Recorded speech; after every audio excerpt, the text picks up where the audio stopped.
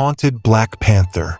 When I was a child, my family and I lived in a small town in suburban Tennessee, a place where time seemed to flow more slowly than in bustling cities. Our house was not particularly old.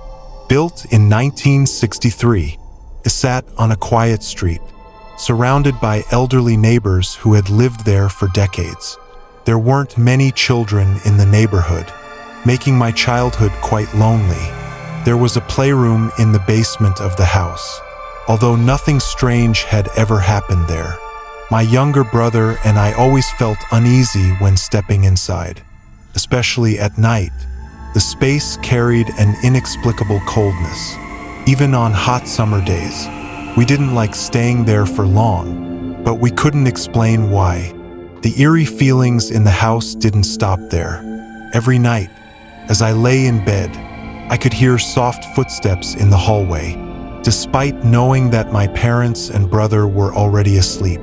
Occasionally, objects in the house seemed to shift positions without anyone touching them. At that time, I was still young, and my parents dismissed it as my imagination. One particularly hot summer night when I was 10 years old, unable to sleep, I decided to leave my room and sleep between my parents. Their room was cooler, and I always felt safer with them. I climbed into bed, lying between them, gazing up at the slowly rotating ceiling fan. The dim nightlight cast a soft golden hue across the ceiling. As I began to drift into sleep, I noticed the two pull chains of the ceiling fan knocking against each other in an unusual way. They moved more erratically than normal, as if someone were pulling them. A chill ran down my spine. Suddenly, I heard a strange noise at the foot of the bed. Initially, I thought it was the sound of a chair being dragged across the floor. But when I looked down, my heart nearly stopped. There, at the foot of the bed, a massive Black Panther was gnawing on the wooden bed frame. Its eyes glowed an eerie golden hue, reflecting the faint light in the room. The sleek, dark fur seemed to absorb all the light around it. I could see its muscles moving beneath its skin as it gnawed through the wood. But the strangest thing was that, despite looking entirely real, it made no noise except for the creaking of the wood being crushed. Couldn't breathe. My entire body froze in terror. I tried to scream, but my throat tightened as if I were choking. When the panther slowly lifted its head and locked eyes with me, I felt as though I were about to be devoured. Finally, I let out a blood-curdling scream. My parents woke up immediately. My mother turned toward the foot of the bed and screamed as well. It wasn't until my father switched on the light that the Black Panther disappeared instantly, as if it had never been there. My parents tried to reassure me that it was just a nightmare, but I knew I had been fully awake at that moment. And my mother, she had seen something too. Her face was pale, her eyes darting anxiously around the room. The next day, I told my grandmother about what had happened. She remained silent for a long time before quietly saying, "Did you know I used to play with an Ouija board?" I froze. I had heard my mother mention that my grandmother used to hold seances with a close friend. One time, she and her friend had supposedly connected with an entity that called itself evil. After that, my grandmother had tried to get rid of the Ouija board, but strange occurrences continued in the house. "Perhaps you've seen something I once tried to avoid," she whispered. Her words left me deeply unsettled. Could the Black Panther I saw be linked to the entity my grandmother had contacted? Or was it simply a restless spirit haunting our home? That wasn't the only time I saw the Black Panther. In the months that followed, I occasionally felt unseen eyes watching me in my bedroom. There were nights I woke up to a dark shape lurking at the foot of my bed. Every time I turned on the light, it vanished. Objects in the house continued to move inexplicably. The basement playroom door sometimes swung open on its own, even when no one was near it. My younger brother also began having nightmares about a large creature with glowing golden eyes, despite the fact that I had never told him about my own experiences. One night, my mother came into my room in the middle of the night, her face pale. "I had a terrible dream," she whispered. "I saw a giant black panther standing at the foot of my bed. It was watching me, and I think it spoke." I shuddered. My mother had never been one to believe in supernatural things. Yet here she was, confirming my worst fears. As the days went by, we noticed more disturbing things happening. The family dog refused to enter my room. It would stand at the doorway, growling at something unseen. My father, a rational man, tried to explain everything logically, but even he began to feel uneasy. One evening, as we were watching television in the living room, we all heard a loud, echoing growl from the basement. The sound was deep, guttural, and unmistakably animalistic. My father grabbed a flashlight and went down to check, but found nothing. The air was freezing, and a strange claw-like mark was scratched into the wooden floor. That was the last straw. A few weeks later, we moved out of that house. Over 30 years have passed, yet I still remember that terrifying night as vividly as if it happened yesterday. To this day, I have never been able to explain the paranormal phenomenon I witnessed. Was the Black Panther a spirit? Or was it a supernatural entity that had followed my family ever since my grandmother's seances all those years ago? Years later, I spoke with a paranormal investigator who told me that Black Panthers have often been associated with supernatural omens, spirits, and even demonic apparitions in various cultures. Some believe that they are guardians, while others see them as harbingers of something sinister. Whatever the truth may be, one thing is certain: I am not the only one who has seen it. Even today, I sometimes wake up in the middle of the night, feeling a presence in the room, and when I glance toward the foot of my bed, I can almost swear I see two glowing golden eyes staring back at me. The ghost of room 115. After spending 18 years as a medical technician and later working as a home care nurse, I never expected to find myself as a front desk receptionist at Maplewood Senior Living in Ohio. The transition was unexpected but welcome. I had grown weary of the long shifts in emergency rooms and the emotional toll of in-home patient care. Here, at the senior living facility, I felt like I could still make a difference while maintaining a balanced life. It didn't take long for me to develop close bonds with the residents, many of whom had fascinating stories to share. However, one resident stood out among them all: Ruthie. Ruthie had been a head nurse at a large hospital in Cleveland before retiring. She carried herself with the authority and confidence of someone who had seen it all. We bonded over our shared medical experiences, exchanging stories about hectic shifts, difficult patients, and the incredible moments that made the job worth it. Ruthie had a sharp wit and an endless supply of wisdom that I cherished deeply. However, time was not kind to Ruthie. Her health began to deteriorate rapidly, and she was eventually moved to the special care unit. I visited her regularly, holding her hand, listening to her stories, even when she was too weak to respond. When she passed away 2 months later, I was heartbroken. Several weeks after Ruthie's passing, I had settled into my normal routine, making my evening rounds to ensure all residents were comfortable.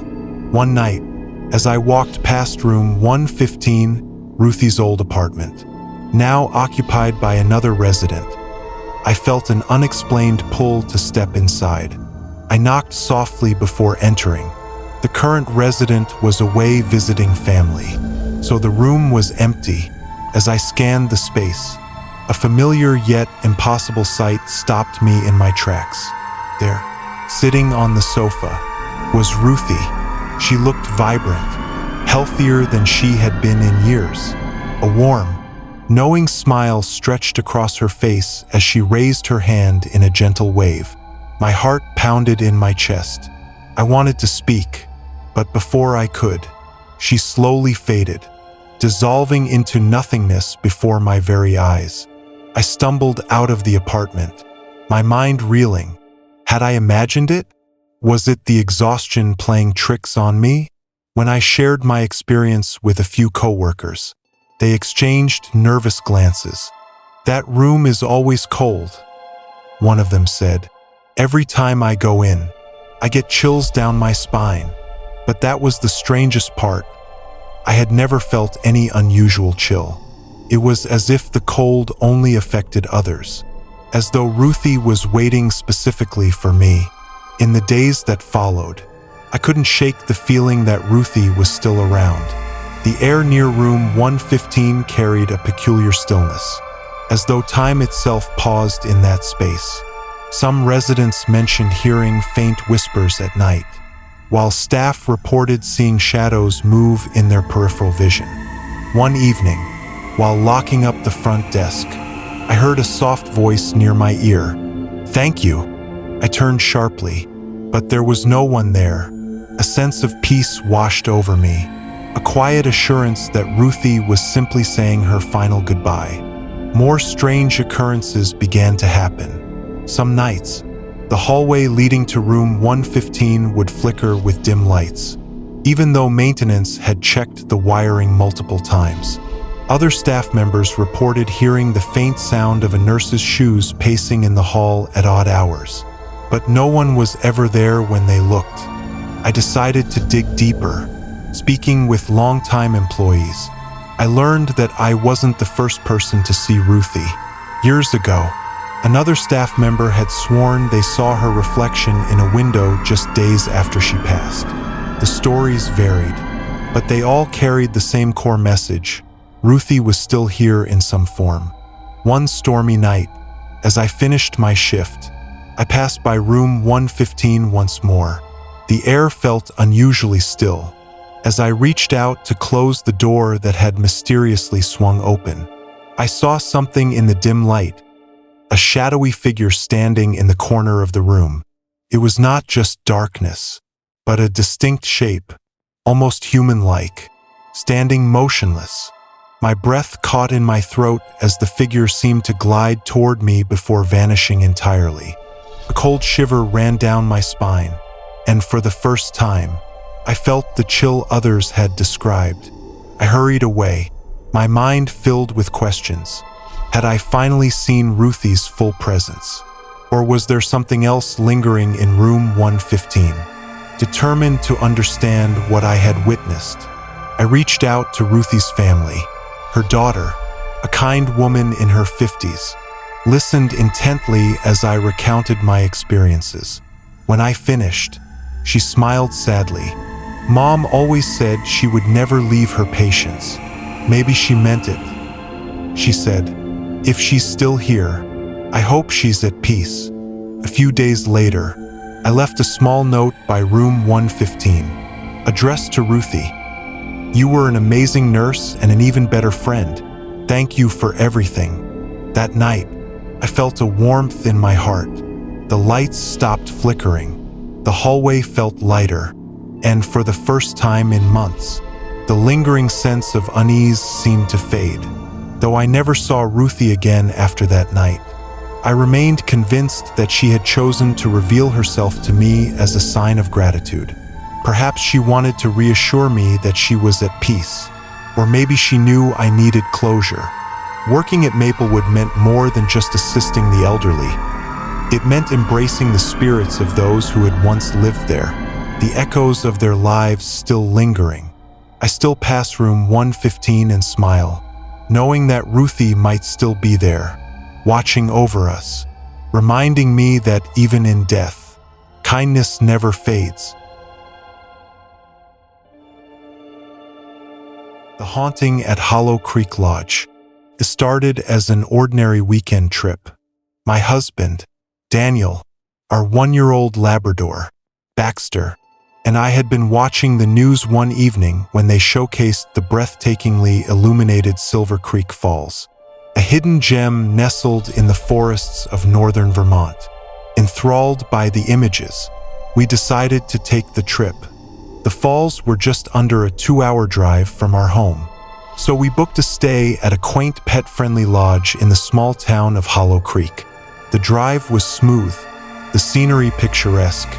Rolling hills stretched for miles, and autumn leaves painted the landscape in hues of gold and crimson. We were in high spirits, eager to escape our routine and immerse ourselves in nature's wonders. When we arrived in Hollow Creek, the town was bustling more than expected. A fall festival was in full swing, and laughter filled the crisp evening air. Our lodge, the Hollow Creek Inn, was a cozy yet modernized building, and our room, number 213, appeared newly renovated. The warm, rustic decor added to the charm, making it feel like a home away from home. After checking in, we took Baxter for a stroll around the property.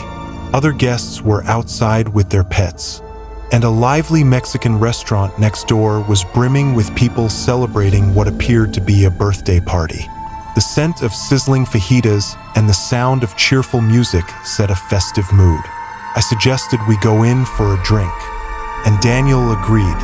While he stayed outside with Baxter, I made my way inside to order us some margaritas. As the evening stretched on, we finally asked the front desk for directions to the falls. It was a short drive away but required navigating a steep and winding road. When we reached the viewing area, we were awestruck. The cascading water glowed under a symphony of changing lights, and mist rose into the night sky, creating an ethereal effect. We spent an hour admiring the falls before deciding to return to our lodge for the night. Back in our room, we settled into bed. Baxter curled up comfortably between us. Daniel and I played with him, laughing at his playful grunts. Everything seemed perfect until Daniel got up to speak with the front desk about a billing issue. Alone in the room, I lay on my side, my elbow propped on the mattress as I absent-mindedly rubbed Baxter's head. That's when it happened. The mattress beneath me moved, not just a small tremor, but a distinct lifting sensation. It happened again 4 times in succession, like the gentle rise and fall of ocean waves. My breath caught in my throat as I whipped around, expecting to see someone or something behind me. Nothing. I was wide awake. The lights were on, and yet I couldn't explain what had just happened. Daniel returned minutes later. I told him about the strange movement. He frowned, his logical mind searching for an explanation. But we both knew this wasn't something easily dismissed. We eventually shook off the unease and went to bed, exhaustion pulling us into slumber. The next disturbance came at exactly 3:30 a.m. I was jolted awake by Daniel shifting beside me. "Something is moving the bed," he muttered groggily. His voice carried irritation rather than fear. The room was silent except for Baxter's steady breathing, but the sensation was undeniable. The mattress vibrated, shifting ever so slightly. My pulse pounded in my ears, but I forced myself to stay calm. Eventually, sleep claimed us once again. Morning came with a lingering sense of unease. Over breakfast, I casually brought up the experience to the front desk clerk. She raised an eyebrow. "That's never happened here before," she said, her tone neutral but guarded. Determined to find an explanation, I asked a group of housekeepers if they had ever encountered anything strange in room 213. Most shook their heads, but one woman hesitated before saying, "This place, it has old stories. People talk about things moving at night." Curiosity piqued. I inspected the mattress. It was a high-end Sealy model with a metal spring foundation. As someone with a background in mechanical work, I found it improbable that the structure could move the way it had the previous night. I snapped a few pictures for documentation, my mind racing with possibilities. Determined to uncover more, I dug into the lodge's history. I learned that Hollow Creek Inn had been rebuilt after a tragic fire in the 1950s. The original structure had been a boarding house, and rumors whispered that a man had perished in one of the upper rooms, right around where room 213 now stood. I reached out to a local historian, who confirmed the tale. "There are stories," she said, "of guests experiencing unexplained disturbances. Some say they feel a presence. Others hear faint knocking or furniture shifting at night. But the strangest reports? They're always about the beds moving." My stomach tightened. The experience we had wasn't just some random anomaly. Others had encountered the same eerie phenomenon. We had one more night in Hollow Creek, and I braced myself for whatever might happen. That evening, we followed our normal routine: dinner, a walk with Baxter, and finally settling into bed. I tried to dismiss my anxiety, but I couldn't shake the feeling that we weren't alone in the room. At 2:45 a.m., the air grew unnaturally cold. A chill crept up my spine as a soft creaking noise echoed from the foot of the bed. I held my breath, gripping the sheets tightly. Then, the mattress shifted. Not a small tremor this time. It lifted. Daniel shot up, his eyes wide. "Did you feel that?" he whispered. I nodded, unable to speak. Baxter, usually an energetic pup, sat frozen, ears pinned back. His gaze was locked on something invisible in the corner of the room. I mustered the courage to whisper, "Whoever you are, we don't mean any harm." The room was silent. Then, as if in response, the bed gave one final, gentle lift before settling completely still. At sunrise, we packed up and checked out. As I handed the room key to the front desk, the clerk hesitated. "You were in 213, right?" she asked, lowering her voice. I nodded. She glanced around before whispering, "You're not the first. People say it's him, the man from the fire. He never left." We left Hollow Creek with more questions than answers. Was it truly a lingering spirit, a trick of the mind, or something beyond human comprehension? One thing was certain: whatever had shared our room that night, it had made its presence known.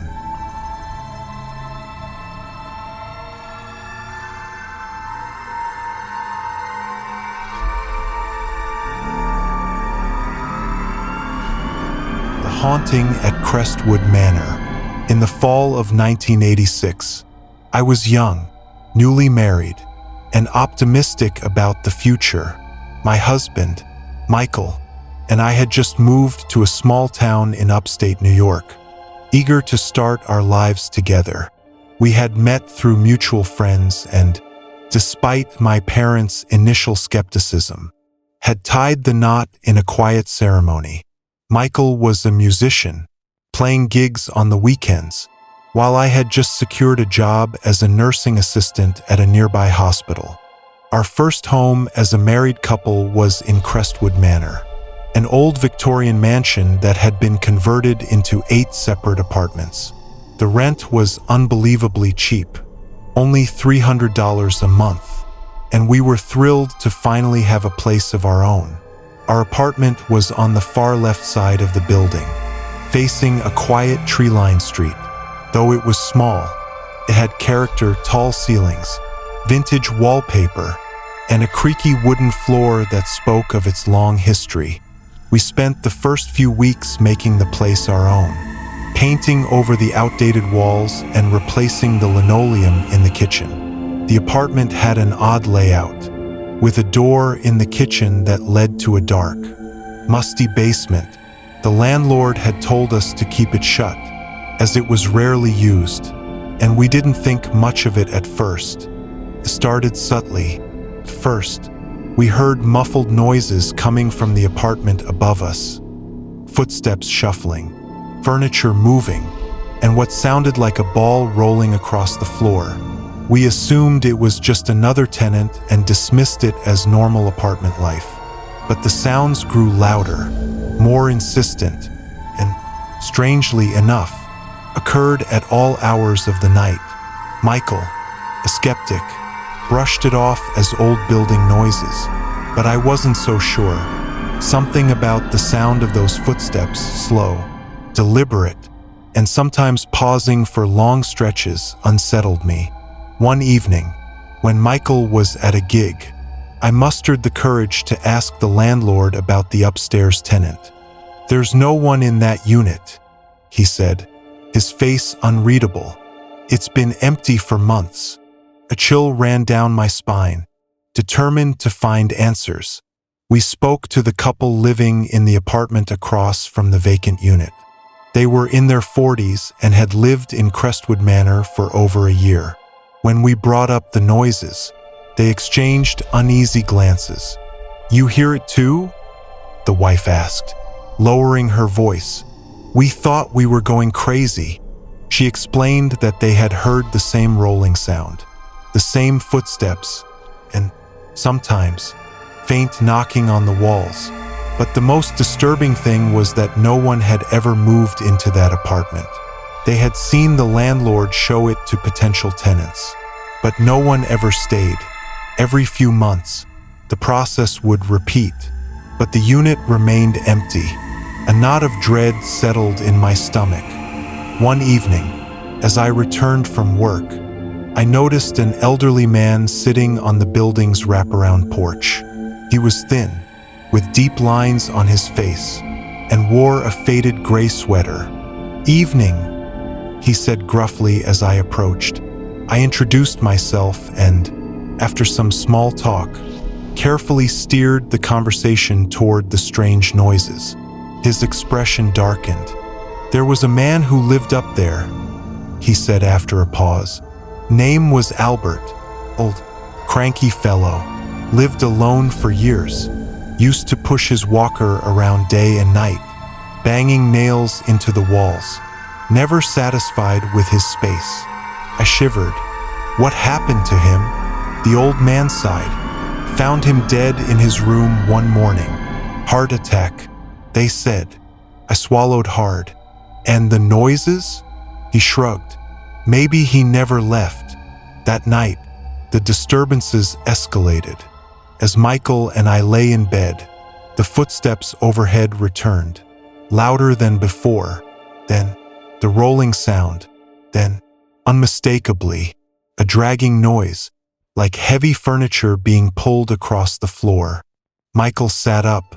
"This is getting ridiculous," determined to confront whatever was causing this. He grabbed a flashlight and stormed upstairs. I stayed behind, heart pounding. He pounded on the door of the vacant unit. No response.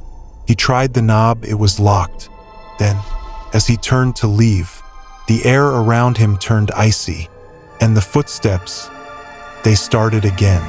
But this time, they were right behind him. We decided we couldn't ignore it anymore. The couple across the hall suggested a local historian who might know more about the building's history. When we met him, he confirmed our fears. Crestwood Manor had a dark past. It was originally a boarding house in the early 1900s, housing transient workers and elderly tenants. Several deaths had occurred within its walls, including Albert's. The historian believed that Albert's spirit was stuck, continuing his restless habits in the afterlife.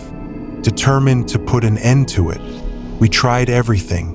We spoke to the empty room, telling Albert he had passed on. We lit candles and left offerings, hoping to give him peace. For a while, the noises stopped, but the apartment never felt the same. We lasted another 6 months before breaking our lease and moving out. As we packed up, I felt a strange mix of relief and sadness. Whatever resided in Crestwood Manor wasn't malicious, just lost.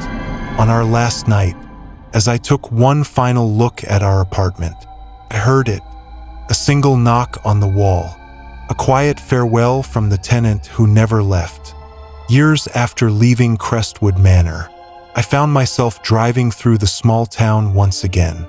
Curiosity got the best of me, and I decided to take a detour past the old building. To my surprise, it looked almost unchanged, as if frozen in time. I parked across the street and stared at the windows, half expecting to see a flicker of movement behind the curtains. As I sat there, reminiscing, a woman exited the building and locked the front door. She noticed me watching and walked over. "You used to live here?" she asked. I nodded. "A long time ago." She hesitated before saying, "Do you know anything about the upstairs apartment? We've had trouble keeping tenants there." A chill ran down my spine. I smiled faintly. "Yeah, I know a little something about that." As I drove away, I couldn't help but wonder, was Albert still there? Still pacing? Still waiting? Maybe some spirits never truly leave. Thank you for spending your time with us tonight, exploring these mysterious and spine-chilling stories. If these tales have sparked your curiosity or left you with unforgettable feelings, don't hesitate to share your thoughts in the comments below. And if you've had similar paranormal experiences that you'd like to share, feel free to send your story to the email address provided in the description. Who knows? Your story might become part of our journey into the spiritual world in a future episode. Don't forget to hit like, subscribe, and turn on the notification bell so you won't miss any of our haunting tales. See you in the next episode, and remember, always keep a light by your side.